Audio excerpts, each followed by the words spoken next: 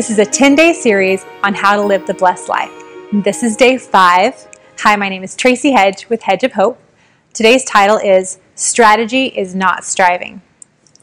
If you take a look, if you want to go with me actually to Proverbs 29:18, we'll take a look here. Proverbs 29:18 says, "Where there is no vision, the people perish. But he that keeps the law is happy as he." And what I got out of that is that without a vision, the people perish. Basically, to arrive at a desired outcome, you have to have a strategy. You have to have a vision for where you're going and why you're going there. And that's where dreaming with God, that whole co-laboring with Him, living in His presence, can really tie in. When you spend time dreaming with Him, it actually says in John 15:7, it says, "If you abide in me and I abide in you, ask what you wish and it will be done." Spending time in His presence, co-laboring with Him, you're going to be able to ask what you will and it will be done for you. You're going to be able to have a strategy for what you want to do and release the kingdom. I actually have a story. My sister, she was finishing up college and she was actually having to go out on maternity leave. And she was going to go in and talk with this professor about getting an exception so she could come back and finish the final later.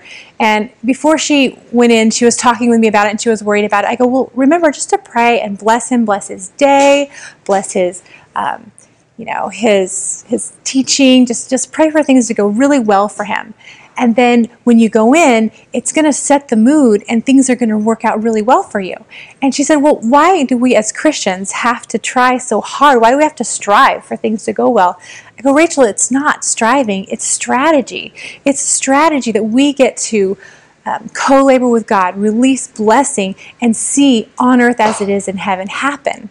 And so your challenge for today actually is to ask God, just brood over some of those deep things in your life and ask Him, how can I release blessing in this area of my life to see on earth as it is in heaven happen?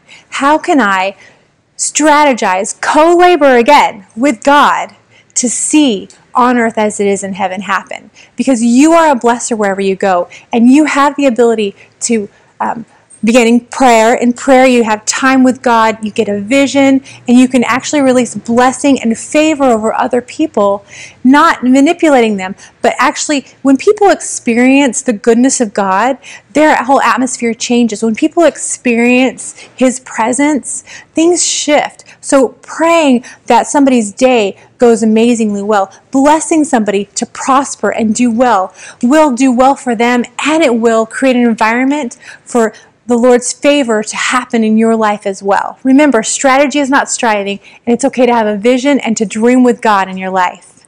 So remember the challenge, brood over some of those things, comment below. I'd love to hear your comments. What's happening in your life when you're applying these strategies, when you're applying the blessing of the Lord over others, over situations in your life? I really want to hear how it's going. Thank you.